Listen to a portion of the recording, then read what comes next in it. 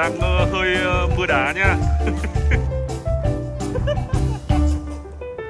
Đẹp quá, trời ơi, siêu siêu đẹp luôn ấy.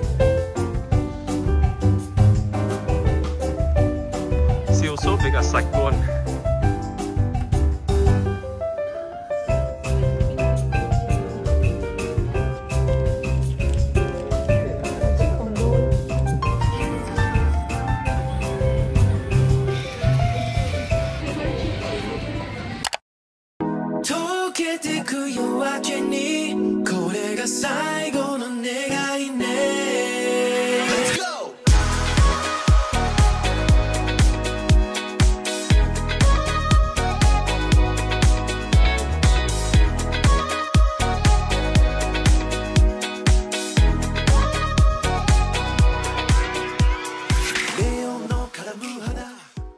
Đây, bây giờ bọn mình sẽ chỉ cần việc dán cái này vào trong vali thôi. Nói chung là khi mà bọn mình đi du lịch ý, thì bọn mình rất là thích làm cái thủ tục tự check-in như thế này. Thì mình vừa đỡ phải chờ đợi đến cái giờ mà họ mở cửa để mà mình làm thủ tục. Tại vì lúc đấy thì sẽ rất là đông và xếp hàng rất là lâu. Vé khi các bạn đặt ý, thì nó đều có một cái mã vé.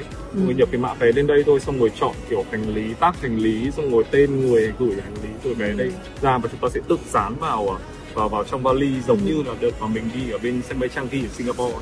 Chỉ có một điều lưu ý đấy là mọi người hãy kiểm tra kỹ tất cả những cái đồ dùng của mọi người trong hành lý, bởi vì là nếu như mà cái lúc mà mình gửi hành lý rồi ấy, mà hành lý của mình có vấn đề ấy, thì mình sẽ phải rất là mất công mình quay trở lại để mà mình check lại cái hành lý của mình với cả bên kiểm tra ấy.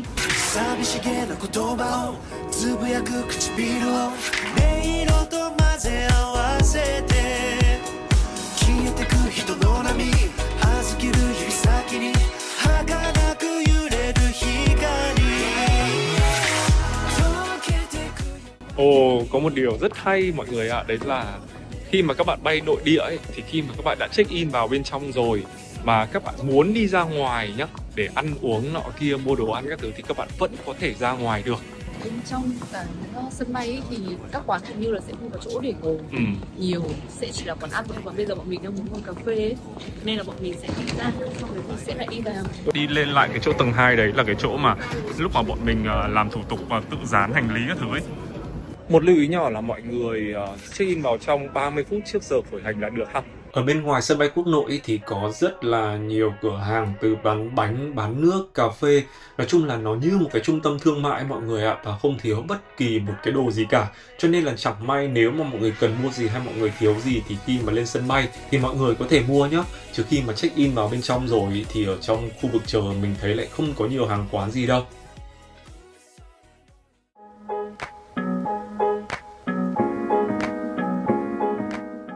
Bọn mình đã cố tình chọn chuyến bay vào lúc 1 giờ 20 chiều để buổi sáng không phải xuất phát quá sớm, mà buổi chiều đến thì trời không bị quá tối. Đến vào khách sạn thì bọn mình sẽ tính là khoảng 4 giờ chiều là đẹp. Như vậy là bọn mình vẫn còn nguyên một buổi chiều tối ở Sapporo. Nhưng mà bây giờ delay 2 tiếng, xong rồi Sapporo mọi người biết là nó ở trên phía Bắc ấy, nó lạnh cho nên là tối rất là sớm. Cho nên là thôi, xác định là tối nay cũng chỉ loanh quanh gần khách sạn thôi nhỉ. Xong rồi mai làm thì làm. Nói chung là như thế là cũng mất nguyên một ngày, nhưng mà không sao. An toàn là trên hết. Trong thời gian mà chờ máy bay thì bọn mình tranh thủ ăn trưa một chút. Tiện thể đang có thời gian thì mình sẽ kể cho mọi người lý do tại sao chuyến này bọn mình lại đi Nhật nhé. Mùng 5 Tết thì bọn mình khởi hành từ Việt Nam sang Tokyo. Đợt này bọn mình đi theo lời mời của Cục Xúc tiến Du lịch Nhật Bản cho tỉnh Fukushima. Và lời mời này thì đã từ mấy tháng trước cơ, nhưng mà bây giờ thì bọn mình mới sắp xếp được thời gian. Chuyến đi này thì hai vợ chồng mình sẽ hợp tác để quảng bá cho du lịch của tỉnh Fukushima. Sau đó thì bọn mình cũng tranh thủ ở lại Nhật thêm khoảng 1 tuần nữa để đi các tỉnh khác. Nói chung là Fukushima thì quá là đẹp đi. Và những cái hình ảnh mà mọi người đang nhìn thấy đấy là bọn mình quay được ở Fukushima vào đúng cái dịp mà 10 năm gần nhất tuyết ở Fukushima mới rơi dày như thế này. Xong xuôi công việc thì bọn mình quay trở lại Tokyo và bay đi Sapporo như mọi người nhìn thấy đây. Sau khi delay khoảng hơn 2 tiếng thì bọn mình đã có thể bay tới Sapporo rồi. Từ Tokyo đến đây thì chỉ mất 1 tiếng 40 phút thôi, bay khá là nhanh. Rất tiếc là bọn mình đặt vé nó hơi muộn ấy, cho nên là hết cái ghế ở bên cạnh cửa sổ nên không quay được ở bên ngoài. Chứ lúc đó tuyết phủ trắng xóa đẹp lắm. Một trong những cái phương tiện tiện lợi nhất để cho mọi người có thể đi từ sân bay Chitose về trong thành phố Sapporo ấy, đó chính là đi tàu. Và mình khuyên chân thành là mọi người nên đi tàu từ sân bay về nhá. Nó sẽ rất là nhàn và nó gần như là cái phương tiện di chuyển nhanh nhất. 네. Lúc bọn mình tới Sapporo thì trời cũng đã tối và nhiệt độ bên ngoài là âm 7 độ C. Trời siêu rét luôn đấy mọi người ạ. Vì ở lại thành phố này không quá nhiều ngày cho nên là bọn mình book khách sạn gần bến tàu luôn để đi lại cho nó tiện. Và đây là cái khách sạn bọn mình ở này. Chúng mình đã tới khách sạn rồi. Khách sạn thì trông rất là đẹp luôn. Cái chìa khóa phòng của mọi người thì sẽ thay đổi hàng ngày. Có nghĩa là hàng ngày mọi người cứ quay lại quầy lễ tân và chúng ta sẽ lấy chìa khóa. Vẫn là cái phòng đấy thôi nhưng mà hàng ngày sẽ đổi chìa khóa. Đó. Khách sạn bên Nhật ấy thì họ sẽ có một cái quầy có bàn chải đánh răng này, xong rồi các cái đồ như là kem đánh răng, rồi sữa rửa mặt, rồi cái bông tắm họ sẽ đẩy ở quầy gần quầy lễ tân để cho các bạn có thể lấy trước khi mà đem lên phòng để dùng hàng ngày. Mình là 1111 4 số 1 và Thui. Phòng này là phòng Dương Kinh. Cái cửa sổ nhỏ xíu, rộng hơn mình tưởng ha. Phòng này thì là có 21 mét vuông. Thực ra là cái đợt này bọn mình đi thì đúng vào cái mùa lễ hội kiểu người tuyết. ta làm tuyết ấy. Thế nên là bọn mình đặt phòng thì nó cũng gần như là lúc mà bọn mình đặt phòng ấy thì mọi nơi nó đã đều sold out hết rồi, cho nên là căn phòng này là khá ok. Đây thì là khu tắm với cả khu lavabo, thì nó sẽ có một cái cửa góc như thế này, thì khi mà các bạn dùng thì các bạn đậy lại thì nó sẽ thành, đóng lại thì nó sẽ thành một cái phòng kín như thế này. Còn cái bên phòng bên này thì nó là chỗ để đi toilet. Đấy, nó riêng ở bên đấy. Bọn mình check in xong xuôi rồi thì bây giờ thì sẽ đi ăn tối. Mọi người nhìn thấy tuyết ở bên ven đường không? Mấy ngày vừa rồi ấy, thì bọn mình ở Fukushima cho nên là tuyết đẹp lắm. Tuyết ở trong thành phố thì nó sẽ dơ hơn nhiều. Đấy, tại vì người ta cũng phải dọn tuyết để cho xe cộ còn đi ấy. Với cả em thấy là ở đây nó buốt hơn nhiều không? Buốt đấy. Ở đây lạnh rất là sâu và buốt. Bây giờ là âm 5 độ, buốt cực kỳ luôn. Ở trên kia lúc mà âm 7 độ thì mình thấy nó cũng bình thường. Nó cũng không đến nỗi là mình không thể chịu được. Nhưng ở đây thì có thể buốt hơn đấy. Tuyết ở bên ven đường thì đây, nó như vậy. Nhưng mà ví dụ như ở trong công viên ấy, nó sẽ sạch, đẹp hơn rất là nhiều. Tại vì là mọi người ít đi lại. Đó, bây giờ bọn mình đang xa ngay gần khách sạn để đi ăn lẩu thôi.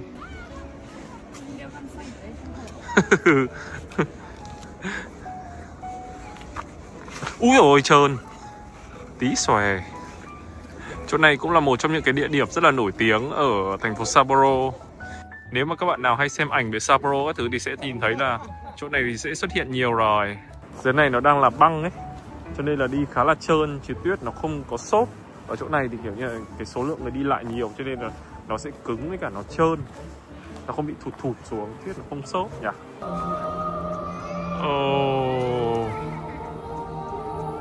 Có nhạc.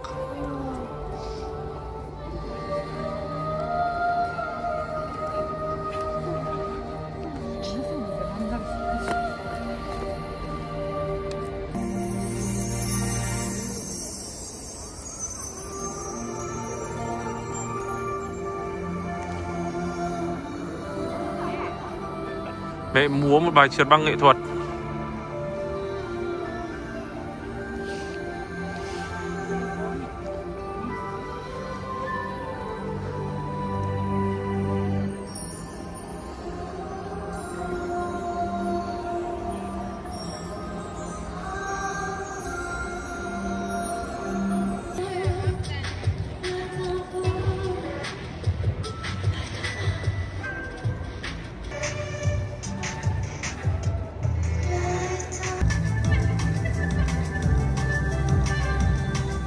Buổi tối ngày hôm đó thì bọn mình đi tìm khá là nhiều hàng ăn ấy, nhưng mà hầu như là hàng nào cũng phải xếp hàng siêu dài. Nhìn thấy một hàng mì soba này vắng vẻ cho nên là hai vợ chồng mình vào ăn luôn. Và ăn cũng khá là ok mọi người ạ. Lúc vợ chồng mình đang ăn ý, thì ở bên cạnh có hai mẹ con người Trung Quốc, họ cũng gặp khó trong cái việc order. Thế là bọn mình đã phải tận dụng đến cái môn tiếng Trung ít ỏi của bọn mình để giúp đỡ họ. Nói chung là đi du lịch ý, mà giúp đỡ được người khác thì bọn mình cũng sẽ thấy rất là vui. Và sau này khi mà bọn mình đi du lịch mà cần cái sự trợ giúp thì hy vọng rằng là cũng được cái sự trợ giúp từ những người khác như vậy. Sau khi mà ăn tối xong ấy thì bọn mình kiểu đi loanh quanh, xong tới một cái tiệm người ta bán khoai lang, nên là quyết định sẽ làm một cái ly khoai lang. Đây là khoai lang nướng xong rồi được tẩm đường với cả vừng mọi người ạ.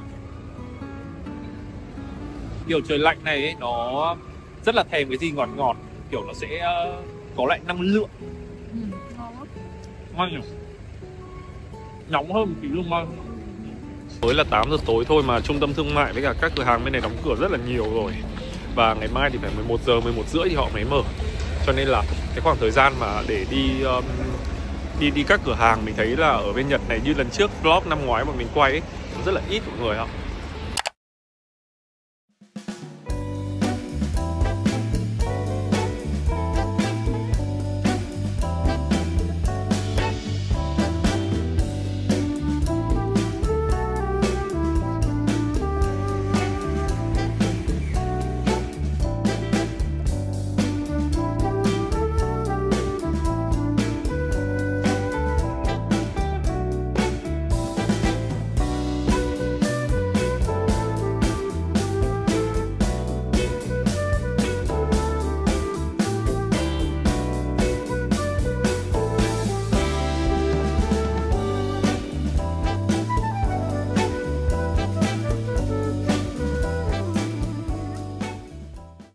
Với một người mà thích ảnh phim như mình thì vào đây là đúng bài luôn.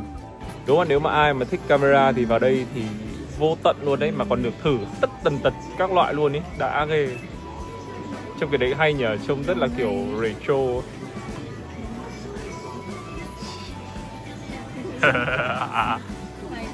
Sau khi mà đi mua thêm phim máy ảnh thì bọn mình đi bộ long dong từ cái trung tâm thương mại đó ra Odori Park.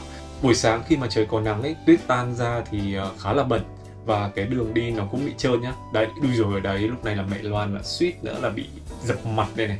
Mấy cái địa điểm nổi tiếng đặc trưng của thành phố Sapporo thì nó nằm cũng san sát nhau thôi. Đây là cái tháp truyền hình Sapporo, một trong những cái điểm mà mọi người khi mà đến thành phố này hay check in. Bọn mình cũng ra đây và đúng vào cái dịp mà đang lễ hội tuyết, cho nên là ở bên dưới chân tháp siêu đông người. Nhưng mà bọn mình tìm được một cái sảnh này. Hôm nay là vào cuối tuần họ nghỉ làm ấy, cho nên là chẳng có ai cả. Bọn mình chụp được rất là nhiều ảnh đẹp ở đây.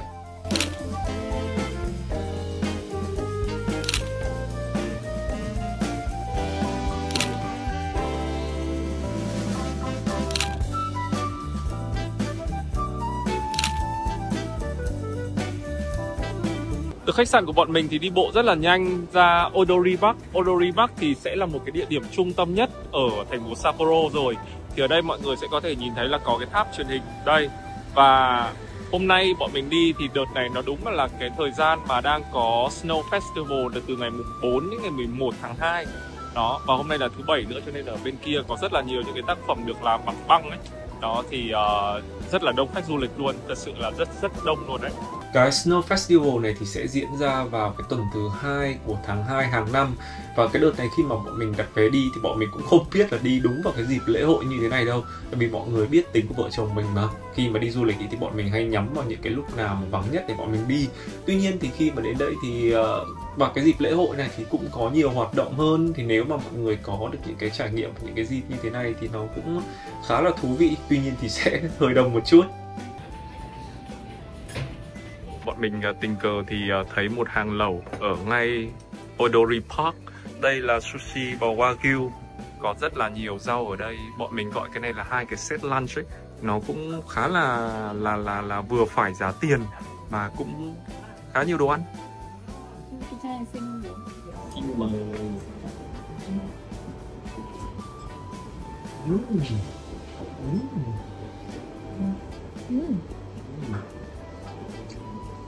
Ngon ha. Cái bò nó mỏng thôi nhưng mà nó rất là thơm, đặc trưng mùi bò và người ta khò qua cho nên là cái bò cực kỳ là dậy. Với cả trên đấy thì họ có thêm một vài cái hạt muối, 1-2 hạt muối ở trên nữa. Rất là đậm đà. Ok. Bọn mình là những người rất thích ăn lẩu sukiyaki, làm cái nước nó màu đen này, người này nó được nấu với nước tương. Khi mà mọi người đánh tan cái trứng này lên thì mọi người sẽ chấm cái bò này.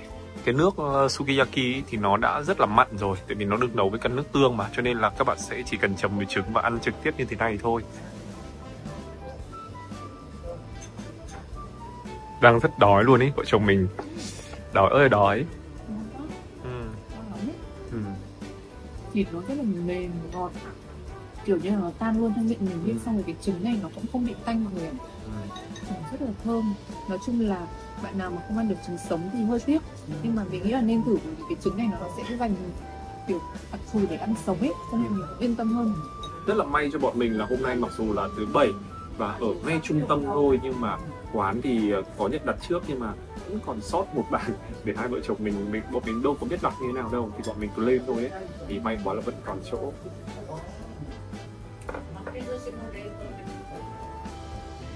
Ngon ha. Nói chung là bọn mình đã có một bữa trưa siêu tuyệt vời luôn đấy mọi người. Ngay ở bên dưới của cái tòa trung tâm thương mại này thì có một hàng bánh mì rất là đông. Và mọi người biết là cái sở thích của bọn mình là rất thích bánh mà. Và cái kiểu mà cứ đi nhặt như thế này thì bọn mình lấy không biết bao nhiêu cho nó đủ luôn. Và bánh ở đây rất là ngon mọi người nhé. Mình sẽ để tên cái tòa trung tâm thương mại ở đây để cho mọi người có thể tham khảo ha. Chị Loan đầu bẩn đang đi mua mũ. Đấy, bây giờ mình đi lên núi. Nó hợp với cả cái áo xanh mình đang mặc luôn.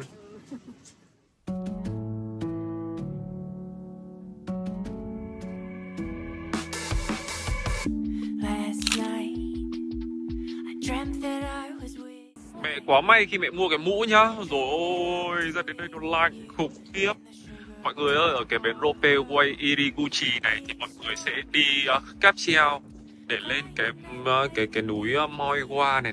Đó, bây giờ bọn mình sẽ đi đến đi cáp treo để lên trên cái núi này nhá, nhưng mà rất là lạnh luôn cho nên mọi người phải mặc thật là ấm ha. Mình sẽ đi cáp treo để lên trên cái núi trên kia. Đẹp quá mẹ, đúng lúc nó đang có nắng này. Thường thì mọi người sẽ thích đi vào buổi tối để ngắm đèn, nhưng mà bọn mình lại thích đi vào ban ngày để có thể nhìn được toàn cảnh thành phố vào ban ngày hơn. Nói chung bọn mình là những người chịu lạnh cũng tương đối đấy. Đến hôm nay thì khá là không thể chịu được rồi. Đường đi nó sẽ khá là trơn. Đấy. Với cả trên này thì nó sẽ hơi xa trung tâm một chút, cho nên là mọi người sẽ không cào tuyết nhiều đâu, cho nên là mọi người đi lại cẩn thận ha. Mọi người khi mà đi cái tram đến thì nó sẽ có những cái bến shuttle bus như thế này để mọi người đi lên cái khu vực cáp treo. Bởi vì cái khu vực cáp treo nó sẽ cách cái bến này khoảng tầm 500 m. Nhưng mà ngày hôm nay thì gió quá lớn cho nên là cáp treo đóng cửa luôn rồi, họ không lên luôn. Tiếc quá trời. Đây là một trong những địa điểm mà bọn mình muốn đến nhất ở Sapporo. Đây là những cái hình ảnh là nếu mà chúng ta đi cáp treo sẽ nhìn được thấy toàn bộ thành phố Sapporo trông như thế này nè mọi người. Hôm nay không đi được cũng tiếc đấy, nhưng mà thôi biết làm sao bây giờ. Mọi người nhìn thấy cái bay này không? Nó không phải là khói đâu mà là gió mạnh quá, nó thổi tuyết ở trên mái nhà, thế là nó bay trông như thế đấy mọi người ạ.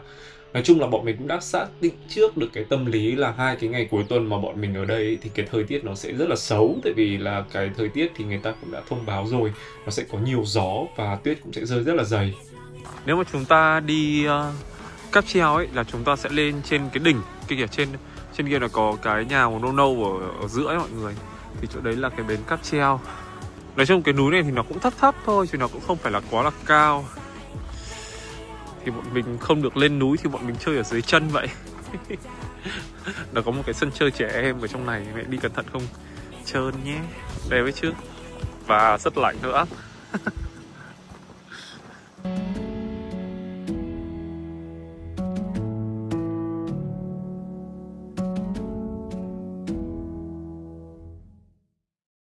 Bây giờ thì hai vợ chồng mình sẽ ngồi cà phê ở đây, cà phê Blue. Mũ của mẹ Blue luôn. Nó có một cái view góc ở trên tầng 2 ra tuyết rất là đẹp luôn mọi người ạ. Đẹp lắm ý. Quay lên trên hình nó chỉ được một phần rất nhỏ thôi. Ở ngoài nó cộng với cả cái không khí lạnh, với cả cái âm thanh rồi cái mùi hương, nó thích vô cùng luôn. Đúng cái góc này. Mình đang muốn chọn một cái matcha pancake này. Tại vì nó là một cái món đặc biệt ở đây. Sữa Hokkaido thì rất là nổi tiếng vì độ béo và độ thơm. Cho nên là mình cũng muốn ăn những cái mà nó kiểu như là kem, những các thứ rất là basic để thử xem như thế nào.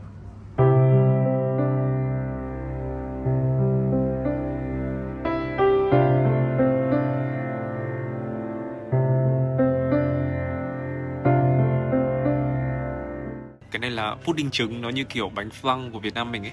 Đây là matcha chocolate này. Đây là trà gừng nóng và một phần bánh matcha. Thì trên này thì nó sẽ có một viên kem này, có đậu đỏ, có sốt matcha. Đấy, cái bánh này nó sẽ là dạng bánh như là bánh soufflé, có nghĩa là nó kiểu dạng như là bánh bông lan nhưng mà nó mềm và nó xốp hơn bánh bông lan đấy mọi người.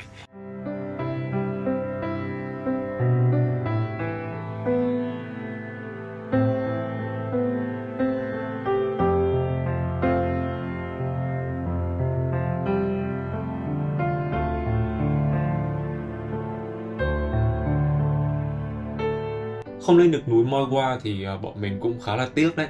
Nhưng mà bù lại thì bọn mình đã có những cái trải nghiệm rất là thư giãn và rất là nhẹ nhàng ở quán cà phê. Sau đó thì bọn mình quay trở lại cái sân tuyết ở bên dưới rồi chụp ảnh cho nhau.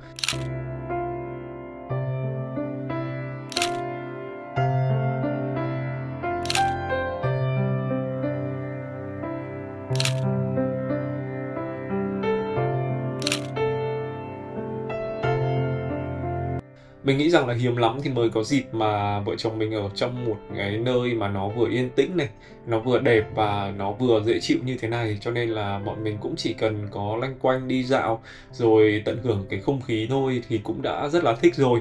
Sau đó thì bọn mình bắt chuyến tàu về lại trong thành phố. Kết thúc một buổi đi chơi cũng vui. Với bọn mình thì bọn mình thích cái cảm giác nó dễ chịu và nó nhẹ nhàng như thế này.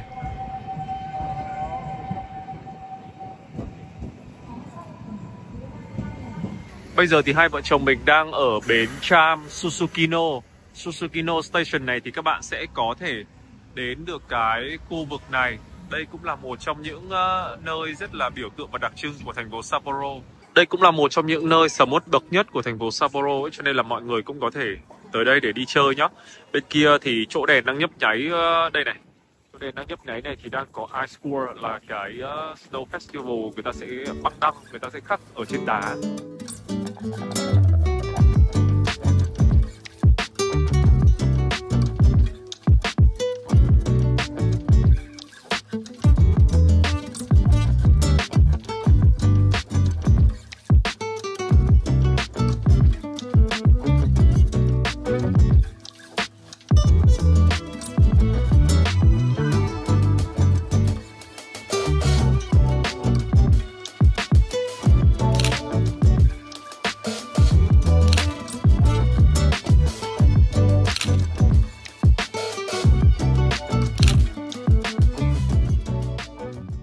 Sau khi mà đi dạo ở Susukino xong thì hai vợ chồng mình đi xuyên qua bến tàu để về lại khách sạn. Mọi người nhìn ở bên dưới này, nó như là một cái thành phố bên dưới lòng đất luôn ý. Ở dưới này thì rất nhiều hàng quán, rất là đông vui với cái tấp nập nhá. Sau hôm nay đi cả một ngày thì hai vợ chồng mình quyết định là sẽ mua đồ ở siêu thị tiện lợi ngay ở dưới khách sạn để ăn. Tại vì là trước ngày vừa qua bọn mình cũng ăn đồ Nhật khá là nhiều ấy. Ngày mai thì bọn mình sẽ dự kiến là đi xuống Otaru, là một thành phố cũng gần Sapporo thôi. Ôi, hai vợ chồng mình đang ăn tối ở trong phòng. Thì ở ngoài trời tuyết rơi mọi người. Tuyết sẽ dừng sau 35 phút nữa. 35 phút nữa ấy hả? Ui, rơi nhiều ấy nhá. Đấy ạ. Ok, mình xuống nhá.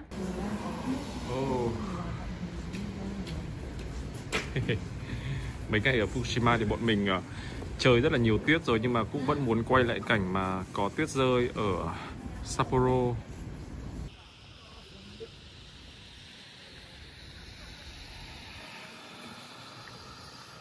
Anh đang tự hỏi là có phải là nó phất vào mặt đấy, trông nó buốt đấy.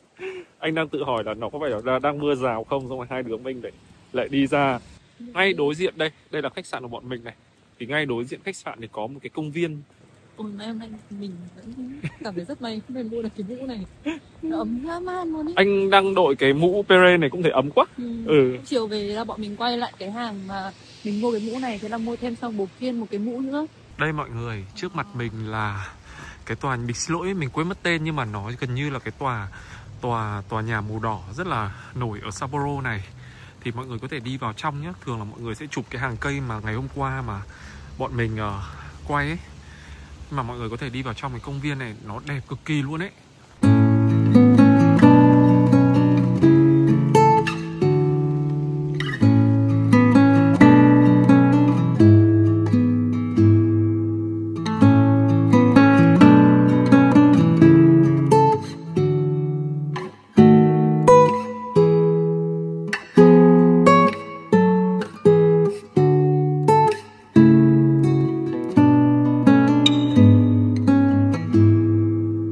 Tuyết nó ngừng rơi rồi mọi người ạ. Dự báo thời tiết báo rất là chuẩn luôn, và sau 22 phút nữa sẽ bắt đầu rơi tiếp. Bọn mình sẽ lang thang ngoài đường và đợi tuyết. Bây giờ sớm à? Mình cũng ăn xong rồi, mình tắm rửa xong rồi. Bây giờ cũng sớm mà. Già, bây giờ mới có 8 giờ.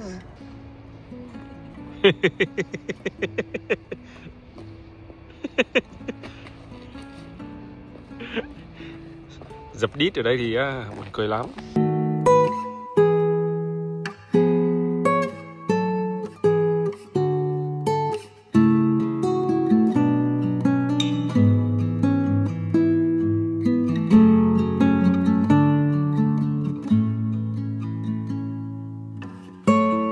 Dự báo thời tiết không xa một giây luôn. Ui dồi ôi, mà còn rơi mạnh lắm luôn ấy. Đây mọi người, ôi, rơi nặng hạt lắm luôn ấy. Ôi ôi ôi, đây không phải, đây là đúng là mưa đá nhỏ rồi. Ôi.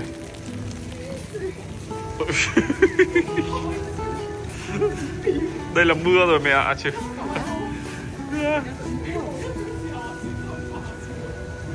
Ôi.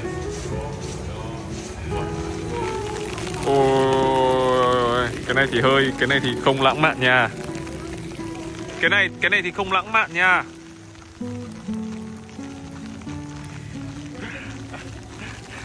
Anh nào bảo cái này thì không lãng mạn lắm nha. Cái này thì đang hơi mưa đá nha. Chúng mình ở đây 3 đêm ha. Hôm nay là đêm thứ 2 thì đã gặp được tuyết trong thành phố Sapporo như thế này là vui rồi. Bây giờ thì bọn mình sẽ đi về để ngày mai thì bọn mình sẽ đi tới Otaru. Otaru thì sẽ cách Sapporo khoảng tầm 30-40 phút đi tàu. Thì đó cũng là một trong những thành phố tham quan khá là nổi tiếng ở Hokkaido. Hẹn gặp lại mọi người.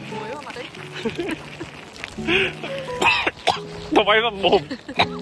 Hẹn gặp lại Ok, hẹn gặp lại mọi người vào ngày mai nhá. Bye bye. Bây giờ bọn mình sẽ về ôm nhau đi ngủ. Hạnh quá.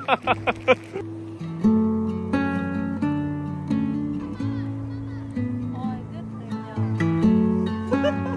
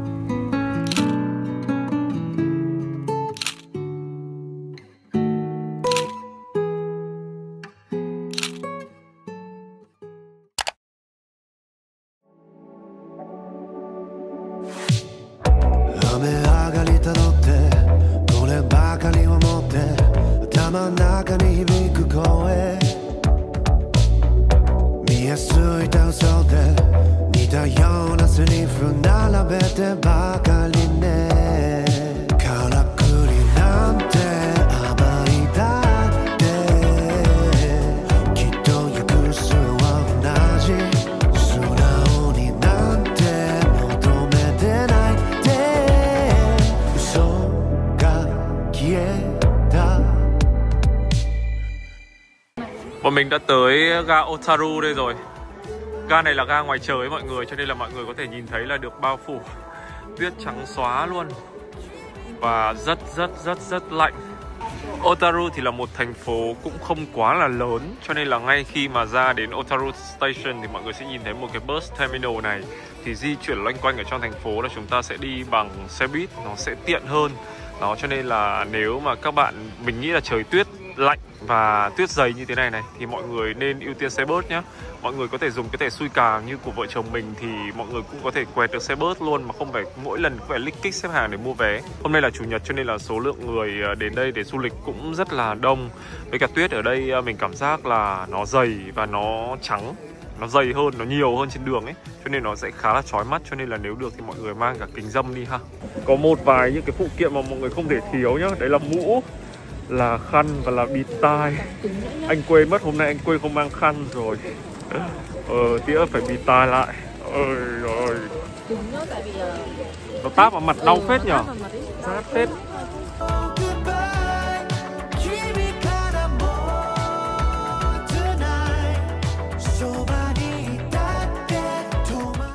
Tối qua vừa mưa đá xong, hôm nay mưa đá tiếp. Mọi người nhìn tuyết này, nó rơi lộp bộp trên áo mình ấy.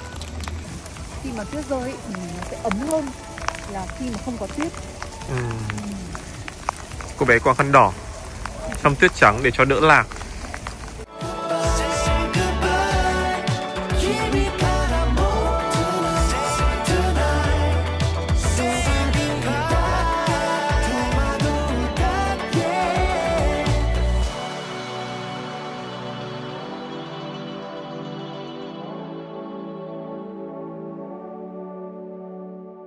Ở khu vực này thì nó sẽ có hai bên. Thường thì mọi người sẽ thích chụp ở bên mà mấy cái nhà mà nó có chữ hơn. Nhưng mà mọi người ơi, sang bên đối diện đi, thật sự nó thơ mộng hơn rất nhiều. Background đằng sau lại còn là núi nữa. Vắng, hầu như chẳng có ai cả. Khách du lịch họ tập trung hết ở bên kia rồi. Tại vì thực ra là họ cũng bị kiểu như là họ đến đây họ chưa biết đi đâu ấy, xong rồi thấy ở đâu kiểu dòng người đổ về đâu thì họ cũng sẽ đi theo đấy, giống như mình cũng thế. Không một lúc sau mình phải đứng mình quan sát thì mình mới nhận ra bên này nó cũng như thế mà nó vắng hơn rất nhiều, đẹp hơn ấy. Khung cảnh thơ mộng cực kỳ luôn.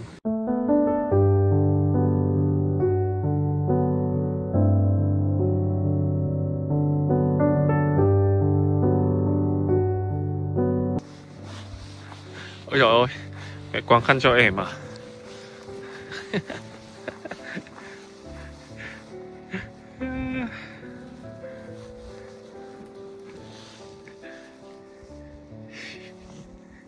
hay đi xem free hân hạnh tài trợ.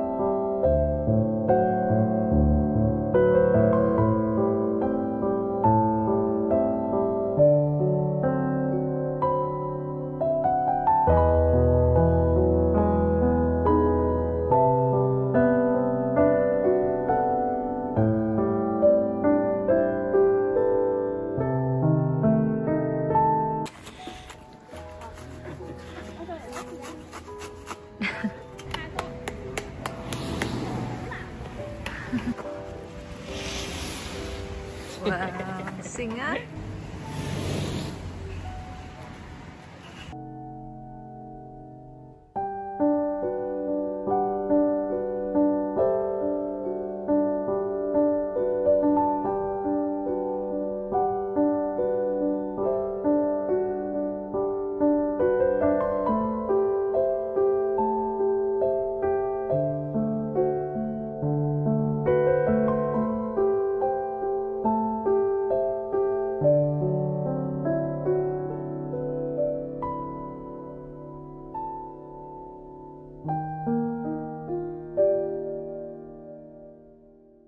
Bây giờ thì hai vợ chồng mình đang ở Sakaimachi Hondori. Đây là một trong những cái dãy phố rất là nổi tiếng ở trung tâm Otaru. Có rất là nhiều những cái cửa hàng, hàng quán san sát nhau này. Đó, mọi người nhìn thấy đây. Đấy, sẽ có các quán ăn, cà phê, đồ lưu niệm, kia các thứ nhiều lắm. Bọn mình bây giờ cũng đã gần 1:30 chiều rồi, chắc là bọn chồng mình cũng ăn trưa nhỉ? Mình đi kiếm hàng ăn trưa nhé. Ok, đi kiếm hàng ăn trưa nhá. Ở đây có rất là nhiều những cái tiệm ăn người ta bán đồ ven đường cầm đi như thế này. Và trong các cái con ngõ thì nó sẽ có những cái nhà hàng, rồi có từ đồ ngọt cho đến đồ mặn, rồi hải sản nọ kia các thứ. Ở Otaru nó là thành phố ven biển mà, cho nên nó rất là nổi tiếng với hải sản. Nhưng mà cua của mùa này, mùa đông lạnh này, nó không phải là mùa ngon nhất đâu. Nhưng mà bọn mình vẫn muốn đến đây và sẽ ăn thử. Bây giờ sẽ tìm một cái quán nào đó. Tại vì là thú thực là thời tiết lạnh như thế này thì sẽ không thể ở ngoài trời quá là lâu được. Cứ khoảng 10-20 phút thì bọn mình sẽ phải tìm vào một cái cửa hàng lưu niệm nào đấy để cho ấm người lại, sau đó thì mới có thể đi tiếp được. Ở Hokkaido thì có một cái con cua đặc trưng, đấy là cái con cua lông này này mọi người. Lần trước bọn mình đi ăn omakase ở Việt Nam thì cái con cua này nó khá là đắt. Bản thân đây mọi người có thể so với giá king crab 1 cân thì con này gần như là đắt gấp đôi. Đó, nhưng mà tối nay khi về trung tâm Sapporo thì bọn mình sẽ ăn cua sau. Còn bây giờ thì bọn mình sẽ muốn thử ăn nhum. Đây, nhum đây. Cứ vào đại một hàng thôi.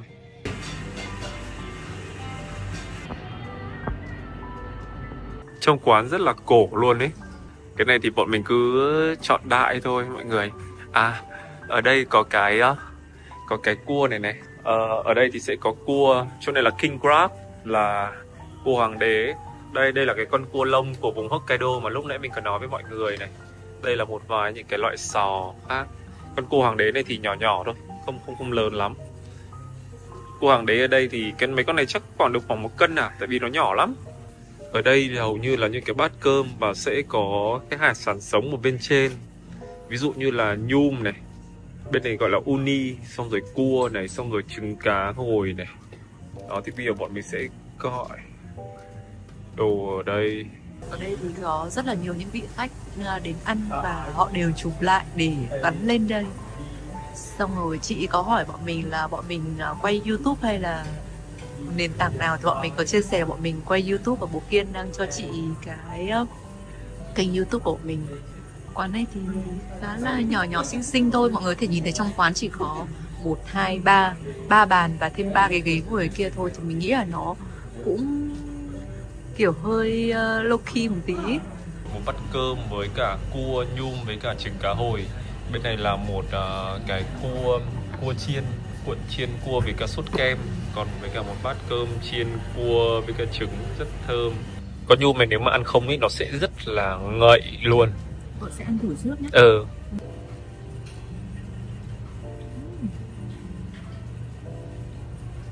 Ngon lắm mọi người ạ. Mình ăn nhum ở một chỗ số khác ấy, thì con nhum mặc dù là trông nó rất là mẫm, thế nhưng mà nó sẽ hơi bị khai. Nhưng mà nhum là ở đây thì kiểu nó ngậy, nó béo mà nó không hề có một chút cái vị khai hay vị tanh nào luôn á. Không có mùi khai luôn à? Ngon lắm mà nó ngọt luôn đấy bố ạ. Nó ngọt luôn nhá. Ăn thử thịt này nhá. Cua Cua hoàng đế đúng không? Thịt cua hoàng đế đúng không? Cho nên nó mềm ấy. Bố.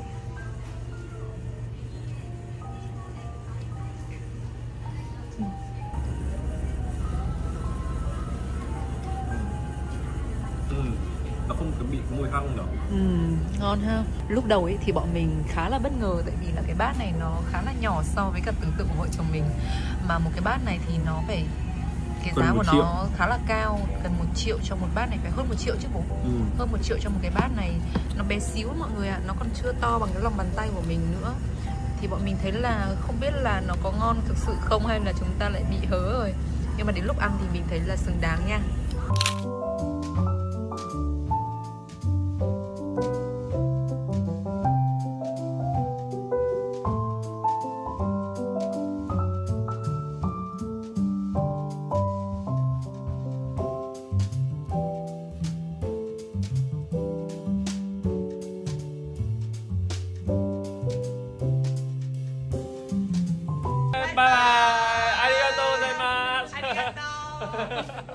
Hai vợ chồng mình đã có một bữa trưa ngon và rất là vui. Nói chung là họ sau khi mà họ check YouTube và Instagram của bọn mình thì họ cũng có một phần quà cho hai vợ chồng mình. Bọn mình cũng không biết ở bên trong là cái gì nữa, nhưng mà ăn ngon ha. Anh nghĩ là nho nhá. Anh nghĩ có cái hộp nho ở ngoài ấy, anh đoán là nho. Đồ ăn ngon. Mình sẽ để cái link Instagram của họ để mọi người tới đây thì mọi người có thể ăn. Sau khi mà bọn mình ăn trưa xong ấy thì lúc này nó cũng đã rơi vào khoảng tầm 3 rưỡi chiều. Thì trời nó bắt đầu nhá nhem tối và tuyết rơi dày và gió rất là mạnh. Hai vợ chồng mình quyết định long dong ra bến xe buýt để đi về luôn. Tại vì khoảng cách từ Otaru về Sapporo cũng mất hơn 1 tiếng đi xe buýt mà. Thực ra thì ở Otaru này sẽ có nhiều địa điểm tham quan hơn nữa, nhưng mà tại vì là bọn mình cũng chỉ có một buổi ở đây thôi, cho nên là cũng đi những cái điểm mà gần cái bến tàu, bến xe cho nó tiện. Trên quãng đường mà bọn mình về lại Sapporo ấy, trời ơi, tuyết rơi siêu dày luôn. Và lúc này thì có cảnh báo thời tiết nguy hiểm với mọi người, cho nên là hai vợ chồng mình quyết định là về khách sạn một chút để cho nó qua cái khoảng thời gian tuyết rơi dày với cả nguy hiểm này đã. Sau đó thì bọn mình sẽ đi ăn tối. Buổi tối ngày hôm nay thì tuyết rơi quá là dày, cho nên là hai vợ chồng mình quyết định ăn ở trung tâm thương mại gần với khách sạn. Hôm nay thì bọn mình ăn hamburger tại vì là cũng bắt đầu thèm những cái đồ Tây rồi. Trong suốt những cái ngày vừa qua thì bọn mình đã ăn rất là nhiều đồ Nhật ấy, cho nên là khi mà ăn cái burger này vào thì thấy quá là đã luôn. Wow, khô ráo nắng đẹp. Ui trời đẹp quá. Trời đẹp quá. Hôm nay là ngày cuối cùng vợ chồng mình ở Sapporo rồi. Một chút nữa thì vợ chồng mình sẽ lên sân bay Chitose để bay về lại Tokyo. Ôi mọi người nhìn này, khi mà trời xanh và tuyết trắng nó rất là đẹp luôn. Bây giờ bọn mình sẽ sang lại bên cái công viên ở bên đối diện khách sạn ha. Hôm nay thì thời tiết rất là đẹp. Chắc là sẽ đi được cáp treo lên núi Moiwa. Quá đẹp cho hai vợ chồng mình. Vợ chồng mình 2 hôm vừa rồi đi thời tiết nó lại nhiều tuyết đấy, trông cũng thích đấy, nhưng mà rất là lạnh với cả nhiều gió. Và bọn mình sẽ đi dạo xung quanh đây khoảng tầm 2 tiếng. Sau đấy thì 12 giờ thì bọn mình sẽ đi xe buýt để đi lên Chitose. Mọi người có thể nhìn thấy cái tuyết mà nó không phải ở dưới đường ấy, mà nó ở trên này này. Nó sẽ xốp với cả nó sạch. Xốp nhờ. Siêu xốp với cả sạch luôn. Uầy, mẹ đứng đây đúng hướng nắng, đẹp ơi đẹp luôn. Cái khách sạn của bọn mình là cái khách sạn này này. Ở rất là tiện luôn đấy mọi người ạ. Như trước đây vợ chồng mình cũng có nói là các bạn đi du lịch Nhật thì thực tế là các bạn không phải dậy quá là sớm để đi đâu. Tại vì là các dịch vụ thì phải 11 giờ, 11 rưỡi trưa thì họ mới mở. Cho nên là mình nghĩ hợp lý nhất nhá là trong khoảng tầm 9 rưỡi, 10 giờ mọi người bắt đầu ra khỏi khách sạn. Thật ra 9 rưỡi vẫn là rất sớm đấy. Nói chung là nếu mà đi tầm đấy thì chỉ có xuống các cái khu vực tàu điện ngầm để mà ăn uống thôi. Còn ở trên mặt đất thì phải tầm 11 giờ họ mới bắt đầu mở cửa.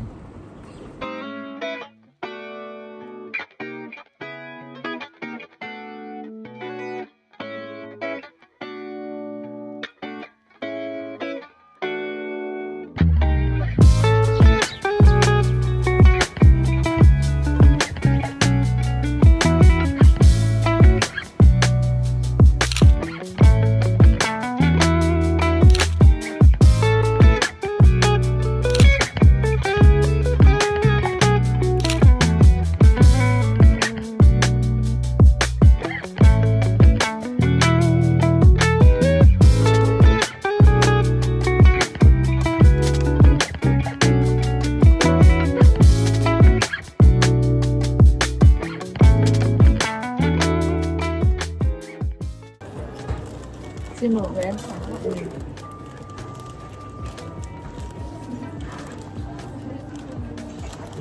Tính ra Starbucks ở bên này uống khá là ổn. Ngon mà. Hôm nay thì bọn mình sẽ có hai sự lựa chọn để đi ra sân bay. Một là đi tàu như hôm trước và một cái nữa đấy là đi xe bus. Thì bọn mình đang nghiêng về đi bus hơn, tại vì là thứ nhất là mình sẽ có chỗ ngồi, mình sẽ có chỗ để hành lý. Nhưng mà một cái nhược điểm đấy là chúng mình sẽ phải đi gần như là gấp đôi thời gian. Đi tàu thì sẽ chỉ mất khoảng độ 40 phút, 40-50 phút thôi. 40 phút. Nhưng mà tại vì là mấy hôm nay sợ là tàu cũng không trễ, chắc là đi bus để ngắm cảnh được. Ngắm đường nữa. Với cả đợt này tuyết rơi dày mọi người, cho nên là cái tàu nó cũng sẽ bị delay chuyến. Cho nên giống như hôm qua Otaru là bọn mình dự kiến là sẽ khởi hành lúc 10 rưỡi sáng. Nhưng mà mãi đến 11 giờ kém 20, 11 giờ kém 10 tàu mới khởi hành, cho nên là mình cũng sẽ không chủ động được cái thời gian mà chẳng may lỡ mà nó delay lâu hơn ấy. Cái sân bay nó cũng sẽ dở, tàu cũng sẽ bị delay nhé mọi người. Với cả là mình đi xe, với cả là mình đi tàu từ trong thành phố đi lên sân bay thì sẽ rất là đông, tại vì cái bến của mình nó không phải là bến đầu tiên. Còn đi từ sân bay thì nó là bến đầu tiên thì mình sẽ còn có chỗ ngồi. Nếu mà đứng ở trên tàu 40 phút là cũng sẽ lâu đấy. Nên thôi chắc mọi người sẽ quyết định là đi bus. Mọi người đi Nhật mọi người cố gắng mua cái thẻ Suica này, mọi người đi tỉnh nào nó cũng sẽ rất là tiện. Đi phương tiện đi phương tiện gì mà nó có cái ký hiệu là IC ấy, nó cũng rất là tiện luôn. Mình không biết là bây giờ thẻ này nó còn bán không, tại vì tháng 4 năm ngoái khi mà bọn mình đi thì nó không có bán nhiều, tại vì là hồi đấy thì Nhật họ hết cái chất bán dẫn, cho nên là họ không sản xuất cái thẻ đấy nữa. Cho bọn mình giữ từ năm ngoái đến giờ xài vẫn rất là phê. Nhưng mà có thẻ này thì đỡ cho bọn mình rất nhiều ấy, không phải xếp hàng mua vé tàu nọ kia. Mình nghĩ là cái thời gian mà mình chờ đợi xếp hàng để mua vé nó cũng sẽ rất là lâu, còn cái này đến cái là mình đi luôn thì mình rất tiện. Bạn nào mà mọi người di chuyển bằng phương tiện công cộng nhiều như là tàu này rồi xe bus với các thứ thì mọi người nên mua cái thẻ này. Cái thẻ này mình cũng có thể thanh toán khi mà mình đi taxi, mình đi siêu thị. Nói chung là mình sẽ đỡ phải sử dụng tiền mặt nhiều hơn. Thật ra cái list đồ ăn ban đầu mà khi mà vợ chồng mình tới Sapporo ấy thì nó sẽ nhiều hơn. Nhưng mà trước khi mà đến Sapporo thì bọn mình đã có 4 ngày. Bọn mình ở Nhật và ăn cũng rất là nhiều thứ, từ sushi, từ các loại đồ sống, từ các loại thịt nướng wagyu với các thứ. Cho nên là khi mà tới Sapporo ấy thì bọn mình cái sức ăn của bọn mình nó yếu đi. Thật ra là ban đầu bọn mình rất là muốn thử những cái loại cua, ví dụ như là con cua lông này, xong rồi king crab, rồi cua tuyết. Tại vì mọi người bảo là mặc dù nó không là cua đấy nhưng mà ăn ở trên Sapporo này, trên Hokkaido này thì nó sẽ ngon hơn là ở dưới Tokyo rất là nhiều. Nhưng mà thú thực là mấy 2 ngày bọn mình đi thời tiết nó xấu quá, nó lạnh, nó rất là lạnh luôn. Và cái thứ hai là đi cả một ngày về cũng mệt ý. Xong rồi bọn mình đi đúng vào cuối tuần rồi lễ hội tuyết, xong rồi kiểu nó cũng đông khách du lịch.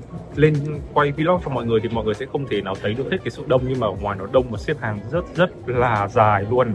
Cho nên là thôi chắc là hẹn là một dịp Hokkaido sau, khi mà bọn mình khi đi vào đúng không phải là cái dịp lễ gì thì bọn mình sẽ trải nghiệm ăn uống nó được chi tiết hơn. Nói chung là sẽ có những chuyến mình tập trung về việc trải nghiệm ăn uống, bù lại có những chuyến thì bọn mình sẽ tập trung hưởng thụ không khí thời tiết. Phải nói thực sự là thời tiết ở Nhật thì nó rất là kiểu trong lành, bọn mình đi lấy để luôn ấy, rất là thích. Cái bến tàu Sapporo Station ấy, nó như là một thành phố ở dưới lòng đất luôn đấy mọi người ạ. Và ở đây thì người ta bán rất là nhiều thứ luôn, nhiều cái loại nông sản rồi nhiều cái đồ lưu niệm nọ kia các thứ. Mình nghĩ rằng là có thể ở thành phố này thì nó sẽ lạnh ấy, cho nên là những cái khu vực ở dưới tàu điện ngầm trong nhà hay dưới lòng đất này thì họ sẽ làm lớn hơn ở Tokyo nhỉ mình nhỉ, để mọi người có thể sinh hoạt ở dưới đây. Tại vì thực sự là ở trên nó lạnh lắm, buốt ấy, cho nên là cũng không thể đứng được quá là lâu. Mẹ Loan lại xà vào một sạp hàng. Ở đây đồ rẻ lắm mọi người, chỉ có khoảng 500 yên đến 1.000 yên thôi. Nó gần như là một trong những cái mệnh giá tiền cũng nhỏ rồi ấy. Tính ra tiền mình là khoảng 80.000 đến 160.000. 1.000 yên là khoảng 161.000 bây giờ mà. Mình vừa mới ít đồ được của một bác siêu già. Và chắc bác cũng sẽ là theo mình trong tương lai. Mẹ Loan mua một cái áo có 500 yên, có nghĩa là 80.000. Một cái vest nhỏ. Mình đang trêu là về già kiểu như là em sẽ bày đồ của em ra ở bến tàu để em bán. Thì không biết có khách không? Có khách không? Mình hơi nhiều khách luôn nha. Nhưng mà mình rất là thích kiểu mua đồ cũ. Vừa xong đấy hả? 500 yên. Tôi nghĩ là cái nhẫn bác ý đeo đấy. Mình rất thích, mặc dù là ở trên này nó cũng bị chảy hết rồi, rất là rộng giống cái nhẫn của mình. Nhưng mà mình rất là thích cái cảm giác mà cũ người mới ta, mà nó có hoài niệm ấy. Đấy, nó có dấu vết của thời gian ấy. Thích. Với cả là mình mua được cái bát này. Cái này có thể sử dụng được uống matcha. có hẳn hộp luôn. Cái này là bằng sứ. Wow. Ủa. Có bao nhiêu? Cái bát này 1.000 yên là 160.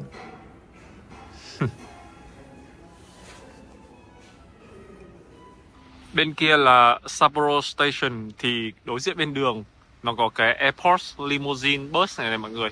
Thì sẽ là xe buýt để đi lên sân bay. Và nếu mà mọi người đi bến tàu phải đi kia xong rồi đi vào trong bến tàu loại kia, mình thấy cũng khá là lích kích. Cho nên là nếu mà các bạn có nhiều vali như bọn mình ấy thì thử tham khảo cái việc mà đi xe buýt xem sao, mình thấy cũng ok nhở.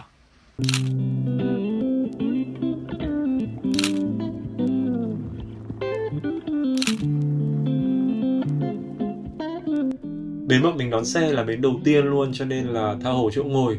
Mình nghĩ rằng là bọn mình ở Sapporo hơi ít ấy, cho nên là bọn mình vẫn chưa đi được quá là nhiều những cái địa điểm trong thành phố này, cũng như là các cái thành phố lân cận của tỉnh Hokkaido. Cho nên là bọn mình sẽ hẹn là Hokkaido vào một dịp khác khi mà có cả Cam đi. Chắc chắn là sẽ cho Cam quay lại đây để cho Cam có thể chơi tuyết rồi. Ngồi ở trên xe buýt đi đến sân bay thì bọn mình cũng có thể ngắm vòng vòng thành phố. Và mình thấy rằng là thành phố Sapporo cũng rất là rộng và cũng có rất là nhiều nơi có rừng cây rồi các cái đồi núi cũng rất là đẹp. Cho nên là hẹn Sapporo ở lần tham quan tới nhé. Khi mà đến sân bay Chitose thì cũng giống như ở Tokyo thôi, là chúng ta sẽ tự làm thủ tục ở các quầy máy. Sau đó thì bọn mình lên ăn trưa, bọn mình chọn mì ramen để ăn. Thì ở sân bay Chitose sẽ có nguyên một khu mà chỉ bán các loại ramen thôi. Và cũng như bình thường thì bọn mình chọn cái hàng vắng nhất để ăn. Nhưng mà ăn cũng ok, bát thì nó bị lớn, hơi nhiều mì thôi nhưng mà vị thì cũng ngon. Đợt này bọn mình đi không biết bị làm sao nhưng tất cả các chuyến bay đều bị delay. Lẽ ra là cái vlog này sẽ kết thúc tại đây cơ, và mình sẽ chia vlog Tokyo thành một vlog riêng. Nhưng mà mình nghĩ rằng là nếu mà ghép chung vào này để cho mọi người xem cho nó đã hơn ấy, cho nên là đến đây thì mọi người đừng vội tắt đi nhá. Tại vì là phần sau sẽ là những cái ngày mà bọn mình ở Tokyo. Nếu ai đã xem đến đây rồi thì cho bọn mình xin một biểu tượng bông tuyết ở dưới phần comment nhá. Bọn mình đến Haneda đúng vào cái cửa số 15 là cái cửa mà hôm mà bọn mình đi Sapporo luôn. Hình như cửa này là cửa chuyên để đi Sapporo thì phải. Bây giờ bọn mình sẽ ra để lấy cái hành lý rồi về khách sạn ha.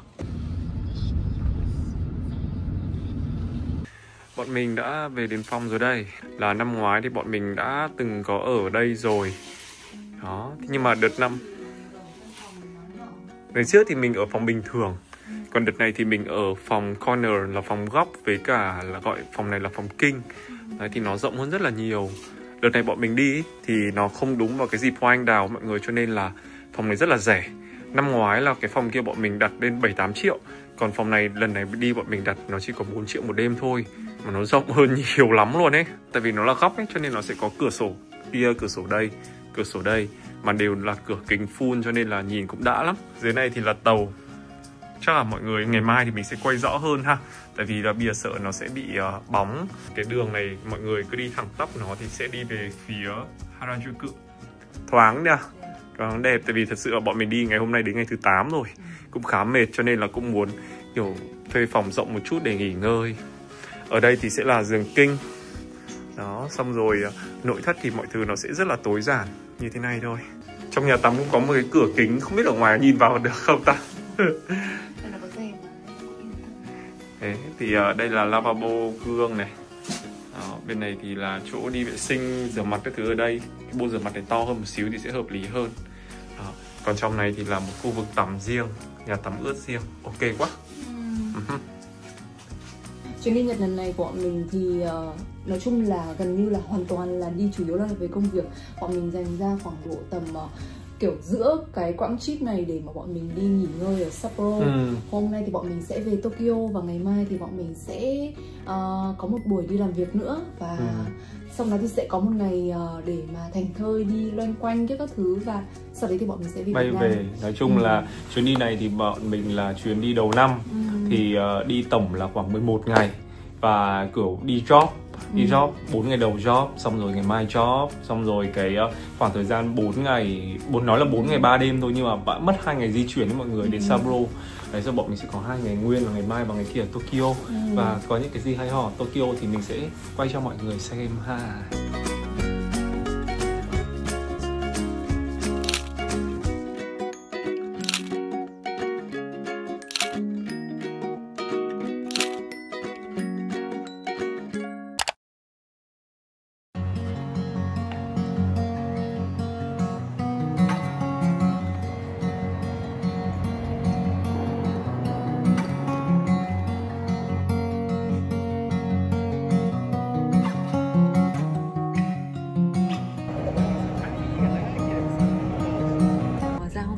Quốc khánh Nhật Bản mọi người ạ. Bảo sao ngoài đường mình thấy rất đông, vừa đông vừa nhiều cảnh sát nữa thứ ấy. Hóa ra là hôm nay là ngày Quốc khánh của Nhật Bản.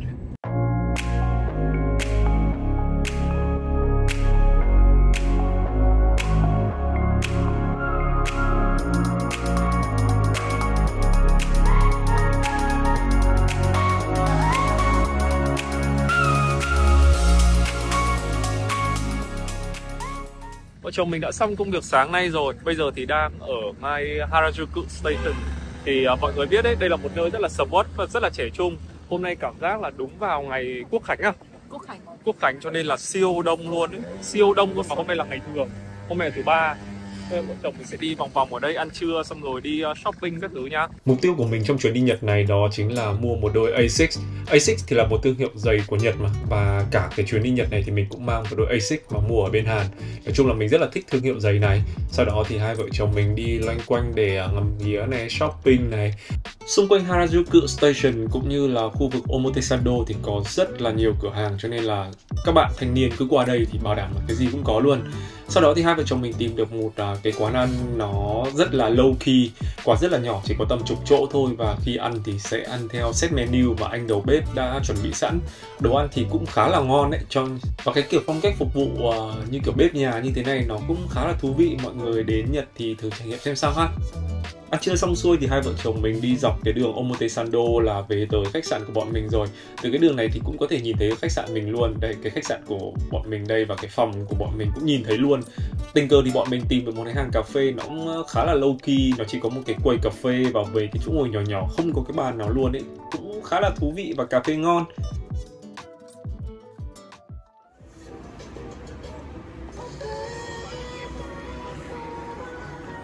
Buổi tối ở Tokyo rất là lạnh luôn mọi người ạ. Và tính ra là ngày hôm nay thì vợ chồng mình cứ đi vòng vòng thôi, đi loanh quanh nhỉ, cứ đi lượn lờ quanh vòng kiểu các store, các cửa hàng. Bây giờ thì bọn mình sẽ đi mua thêm một ít đồ và sau đó thì sẽ đi ăn tối. Em đang mua cái gì đấy? Mẹ Loan rất là thích cái body lotion với cả cái oil của cái thương hiệu này. Mà lọ cũng rất là xinh, kiểu như là nó cổ điển đấy mọi người. Trông cũng rất là đẹp luôn. Đầu tiên mẹ định mua mấy cái khắc chữ kia đúng không? Nhưng mà xong rồi mẹ không mua nữa cái đấy. Nó là cái gì nhỉ? À, dưỡng môi à?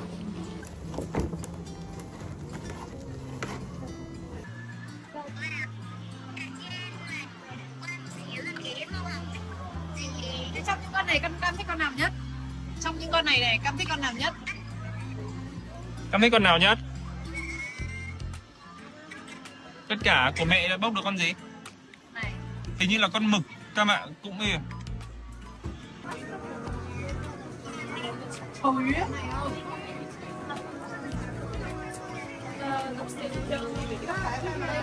Thế nhá, xong bố mẹ tìm thấy cái gì hay hay bố mẹ mua thêm cho nhá.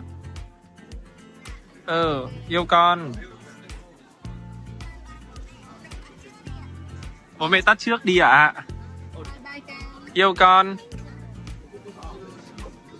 Bố mẹ tắt trước. Thả tim. Yêu thế. Chào con nhá.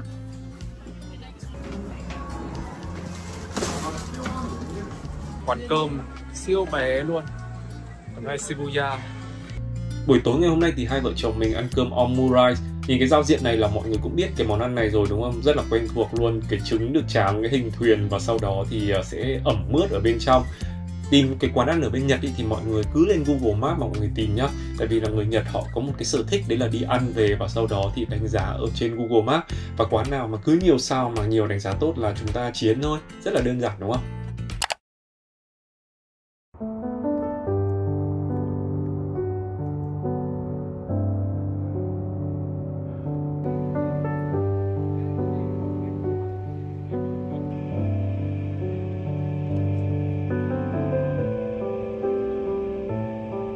Sáng ngày hôm nay thì hai vợ chồng mình đang đi qua khu Omotesando, là cái khu chiều mà hôm qua bọn mình đi ấy, mọi người. Thì bọn mình định ăn sáng nhẹ nhàng nọ kia các thứ ở đây. Nhưng mà bây giờ là 10 rưỡi sáng. Nhưng mà mọi người trông này, nó khác hẳn cái khung cảnh chiều ngày hôm qua. Tại vì là hầu như các shop ở đây thì phải 11 giờ, 11 rưỡi người ta mới mở. Và 8 giờ tối thì người ta đã đóng rồi. Một trong những hàng cà phê hiếm hoi mở cửa giờ này.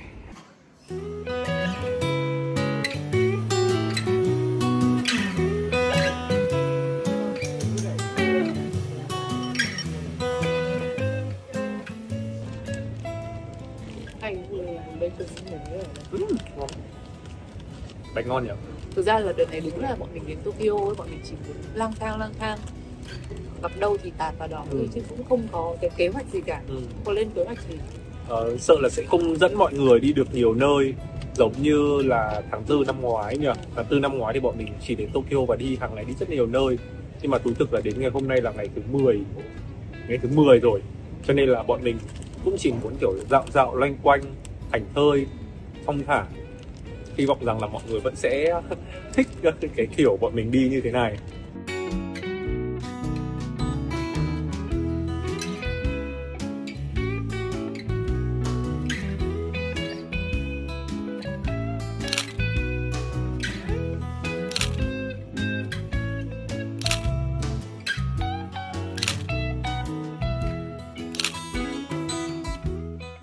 Đây là Matcha Tokyo ở Omotesando. Hôm qua bọn mình lúc buổi chiều hôm qua đi dài, xếp hàng dài ơi là dài. Còn sáng ngày hôm nay thì chẳng có ai xếp hàng cả. Mà trong cái Miyashita Park mà chỗ dưới chân khách sạn mình ở cũng có, nhưng mà bọn mình muốn đi lang thang ra đây. Ở đây thì sẽ chuyên về các loại matcha, xong rồi các cái dụng cụ đánh matcha, rồi cha sen các thứ đều bán ở đây cả. Ở trong quán thì rất là basic thôi. Họ bày một vài những cái loại bánh làm từ matcha ở đây, rồi kem, xong rồi các cái loại bột matcha, xong rồi ở đằng kia là có cha wan, rồi cha sen. Đây có những bát đánh trà, xong rồi có những cái dụng cụ đánh trà ở đây. Đây là cái chỗ mà để họ pha trà, họ đánh matcha, xong rồi pha thêm sữa thế các thứ ở bên này.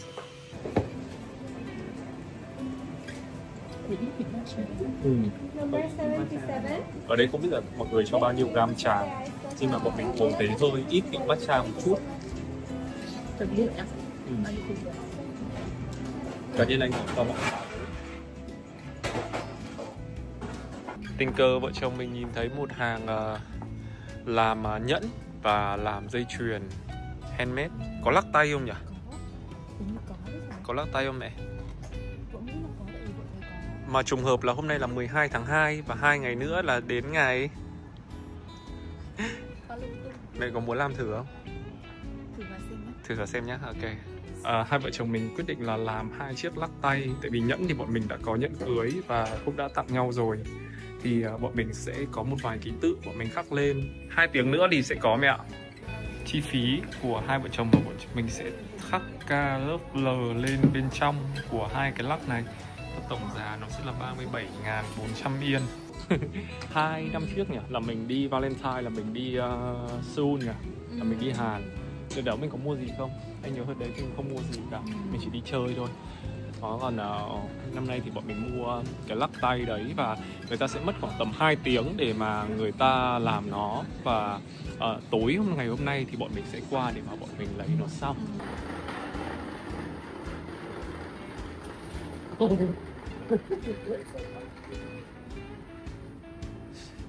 Đã không biết mình đâu vậy.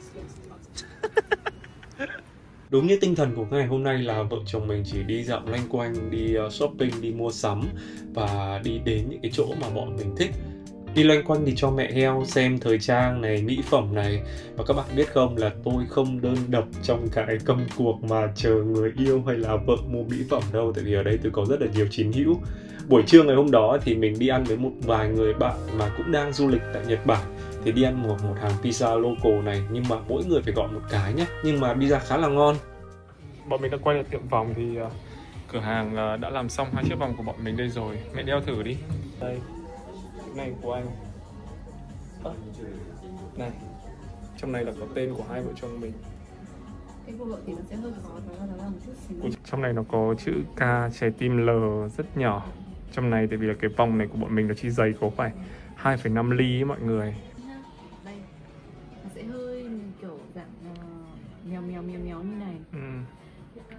Cái này là bạc thật nhé mọi người. Có chiếc vòng đôi.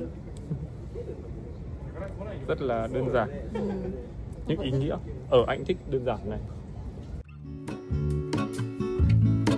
There is a life I lead in this city, hurrying to cut my teeth. I can take what I need to get by. It doesn't make it easy. The other piece of my heart. Tối hôm đó bọn mình lại ăn một bữa thịt bò nướng Wagyu ở gần khách sạn của mình luôn. Bây giờ thì có rất là nhiều quán đã order bằng QR code, cho nên là mọi người có thể dịch sang được tiếng Việt luôn. Cái phần dịch ý, nó sẽ nằm ngay bên cạnh cái đường link, và khi mọi người click vào đó, mọi người chọn tiếng Việt là cái menu nó tự động dịch hoàn toàn sang tiếng Việt luôn. Sau khi mà mọi người chọn xong ấy thì mọi người ấn gửi hàng. Đó, mọi người thấy không, kiểu là cái công cụ dịch ở trên này này, nó rất là tiện luôn, thì mọi người có thể tham khảo ha. Đến ngày hôm nay thì vợ chồng mình quá là thèm rau, cho nên là đã order một bát rau bự xà lách để mà quần với thịt. Đây là sốt miso, còn đây là salad bắp cải với cả xà lách.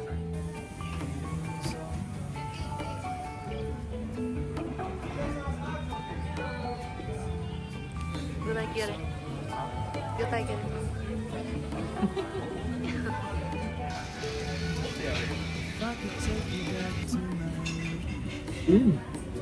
Ngon, sật ngon, Khá là ngon nhỉ. Mình thấy menu ở quán thì cũng rất là đa dạng. Bọn mình cũng gọi một phần bò sống ăn cùng với cả trứng sống với cả cơm và rong biển. Ở đây thì họ có tẩm ướp thêm cả một ít dầu mè, cho nên là nó cũng sẽ át đi cái mùi gây của thịt bò sống. Bọn mình gọi một cái set tổng hợp, trong đấy có nhiều loại thịt, ví dụ như là dẻ sườn này, thịt vai này, thịt mông này, thịt ba chỉ này, rồi các loại lòng, rồi lưỡi. Tại vì là quán này nó nằm ở gần trung tâm Shibuya ấy, cho nên là cái giá nó sẽ hơi nhỉnh một chút.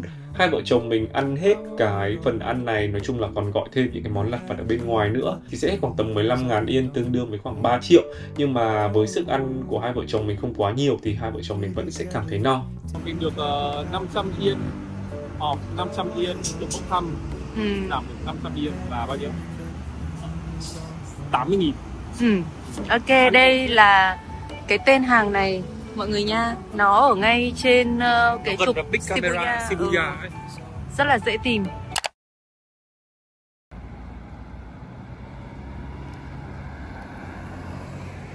Hi, chào buổi sáng mọi người. Hôm nay là ngày cuối cùng bọn mình ở Tokyo. Nhưng máy bay đã bị delay rồi, cho nên là gần như bọn mình lại có thêm một ngày ở đây. Và bây giờ là 10 rưỡi sáng, bọn mình hôm nay sẽ đi cà phê này và đi mua mấy đồ linh tinh.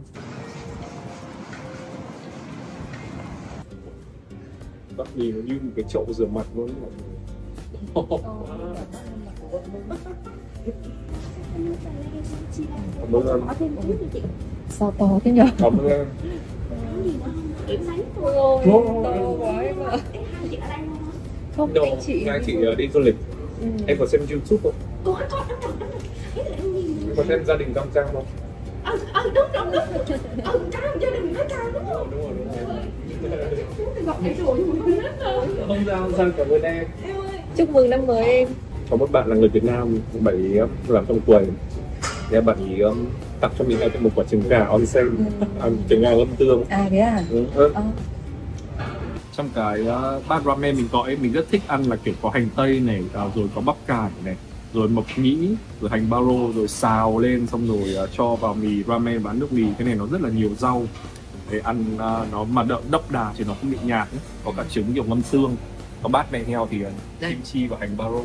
Xương nhiều hành nhưng mà ở dưới này thì cũng sẽ có thịt. Cảm ơn bạn đã cho mình thêm một trái trứng.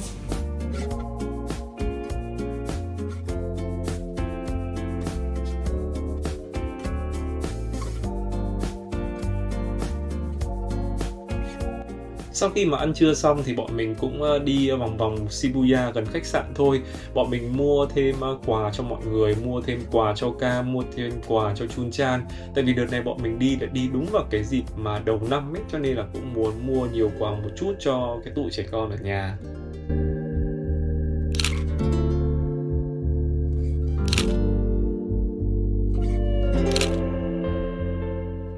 Bọn mình đã check out và gửi vali ở khách sạn thì vì bị delay mọi người. Bình thường là nếu mà check out xong thì bọn mình sẽ đi thẳng lên sân bay luôn, là vừa đẹp giờ luôn. Nhưng mà tại vì hôm nay bị delay cho nên là bọn mình sẽ ngồi cà phê một chút, sau đấy thì mới đi ra sân bay. Chắc là cũng đi ra sân bay sớm thôi để đi vòng vòng xem ở sân bay Haneda có gì không. Bình thường mọi khi mà đi vào những cái dịp trong năm thì bọn mình thấy bình thường lắm. Nhưng mà cái đợt này là chuyến đi công tác đầu năm và bọn mình xuất phát từ mùng 5 Tết. Cho nên là đôi khi có một cái cảm giác gì đấy nó hơi nhớ nhà một chút mọi người ạ. Nhưng mà không sao, chúng mình là những người rất là yêu công việc. Và cái chuyến đi đầu năm này của bọn mình thì quá là thuận lợi luôn, trừ việc là máy bay hơi delay một chút thôi. Còn lại công việc thì diễn ra rất là suôn sẻ. Và bọn mình hy vọng rằng là sẽ có một năm mới thật là mạnh khỏe, bình an, công việc thật là tốt và nhận được cái sự yêu thương thật là nhiều của mọi người. Cảm ơn mọi người vì đã xem hết vlog này nhá.